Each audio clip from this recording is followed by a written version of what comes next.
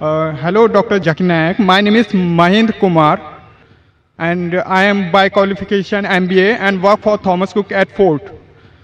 My question is regarding non-vegetarian foods. It is allowed in Islam. Animals are living beings. So, don't you think that it is violence? And my second question is that is it compulsory in Islam to have non-veg food, and can a pure vegetarian person can follow Islam? Mr. Mahesh Kumar has asked a very good question. He said that in Islam you all have non-veg food, you all kill animals. Why does Islam give permission to kill living creatures? And can a Muslim be a pure vegetarian? Brother, before I answer the question, I'd like to tell you, a Muslim can be a very good Muslim even by being a pure vegetarian. It is not compulsory in Islam that you should have non-veg food. It's not compulsory. But since Allah says in the Quran and gives permission for a person to have non-veg food, in Surah Ma'idah chapter number 5 verse number 1 it says that eat of the four-footed animals which have been made lawful for you. It's mentioned in Surah Nahl chapter 16 verse number 5 that you can eat the meat of the cattle. It's mentioned in Surah Mu'minun chapter 23 verse number 21 that in the cattle we give you a drink which is good for the humankind, and of the meat you can eat. So when Almighty God gives you permission to eat the meat of the lawful animals, then why should we not have?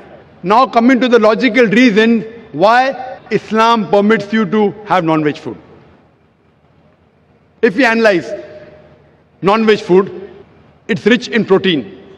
The human body, it requires 23 amino acids, out of which 8 are not made in the human body. It should be given by external diet, which are known as essential amino acids. Now these all 8 essential amino acids are present in no kind of vegetable food together. It's only present in flesh food. So the non-veg flesh food is more nutritious as compared to vegetables. Furthermore, if you analyze, if you see the set of teeth of the herbivorous animals, the cow, the goat, the sheep, they have got flat set of teeth. They only have vegetables, they don't have flesh food. If we analyze the set of teeth of the carnivorous animals, the tiger, the leopard, the lion, they have got pointed set of teeth. They have canine set of teeth. They only have flesh, they don't touch vegetables. If you analyze the set of teeth of the human beings, if you go in the mirror and see, we human beings, we have got flat teeth as well as pointed teeth. If Almighty God wanted us to have only vegetables, why did He give us this canine teeth? Why did He give us this pointed teeth? For what? But naturally to have non-veg food, to have the flesh food. Furthermore, if we analyze the digestive system of the human being, if you compare it to the herbivorous animals, cow, goat, sheep, they can only digest vegetables. The digestive system of the carnivorous animals, tiger, leopard, lion, they can only digest flesh food, they cannot digest vegetable. The digestive system of the human beings can digest both. It has small intestine, big intestine. It can digest vegetables as well as flesh food. It can digest both. So if Almighty God wanted us to have only vegetables, why did He give us the digestive system which can digest both? As far as you analyze, many of the Hindus think that Hinduism prohibits the eating of flesh food. In fact, if you read, it's mentioned in Manu Smriti, chapter number 5, verse number 30. Almighty God has created some animals to eat and some to be eaten. If you eat the animals that have been created to be eaten, then it's not a sin. Manu Smriti, chapter number 5, verse number 31 says that Almighty God created some animals for sacrifice. Killing them is not a sin.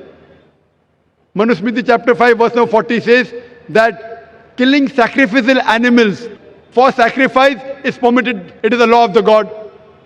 So in Hindu scriptures, it's permitted to have non-veg food. If you read the Vedas and the other scriptures, sages and sons, they ate non-veg food, they even ate beef.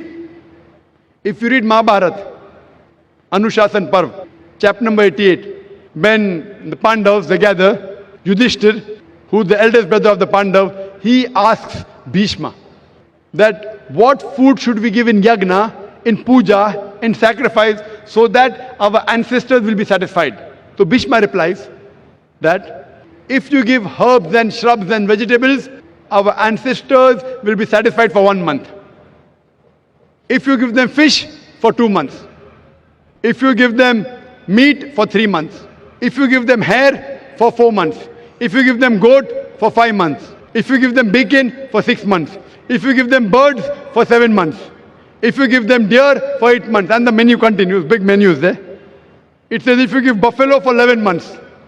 If you give the flesh of cow, our ancestors will be satisfied for 1 full year. And if you give red meat of goat or meat of rhinoceros, they'll be satisfied inexhaustibly. So according to Hindu scriptures, eating non-veg is not a sin. It is because many of the Hindus were being influenced by the Ahimsa philosophy of not killing any living creatures. They started accepting it. But even this philosophy of Ahimsa, as you said, that killing living creature is a sin. Brother, do you know that even plants have got life? Do you know that, brother? Yes. So if you say killing living creatures is a sin, killing a plant is also a sin. So why do you have plants? Agreed, very good. Furthermore, there are some people who say, okay, brother Zakir, I agree that plants have got life, but the plants can't feel pain. Therefore, killing a plant is a lesser sin as compared to killing an animal. The point to be noted is that today science has advanced and we have come to know even the plants can feel pain. But the cry of the plant cannot be heard by the human being because human beings hear, the frequency that they hear is from 20 cycles per second to 20,000 cycles per second. Anything below and above this range you cannot hear. So there was a farmer in America who converted the cry of the plant into the human frequency, and you could come to know when the plants were crying, when they wanted water. There's another person who came and argued with me and told me, Brother Zakir, I agree with you that plants have got life, plants can feel pain, but the plants have got about 2 senses less as compared to the animals. Therefore, killing a plant is a lesser sin as compared to killing an animal. I'm asking you the question, brother. Suppose your brother, your elder brother, he is born deaf and dumb. After he grows up, and someone comes and kills him. So will you go and tell the judge, me Lord, give the murderer less punishment because my brother had 2 senses less. He could not hear, he could not speak. Will you say that? In fact, you will say, give the murderer double punishment. He could not hear, he could not speak. My brother was masoom, he was innocent. So in Islam, it does not work like that, 2 senses or 3 senses. The Quran says in Surah Baqarah, chapter number 2, verse number 168, eat of the good things we have provided to you. As long as the food is halal, it's tayyib for you, you can have it. And furthermore, I personally have got no problem if the non-Muslim don't have non-veg. I have got no problem. Only if they tell me eating non-veg is a sin, it's a crime, that's the time I give the reply. Otherwise, if the non-Muslims in India, they don't have non-veg, it's beneficial for me. If all the non-Muslims in India start having non-veg, then the prices of mutton and beef will rise. It'll be more expensive for me to have it. So personally, I've got no problem. Hope that satisfies your question, brother. Yeah, definitely, sir. So now, if you want, you can yet be a good vegetarian. If you want, you can eat non-veg also. Eating non-veg will keep you more healthy. You can have, but even if you want to be a pure vegetarian, it's not a sin. Hope that answers the question, brother.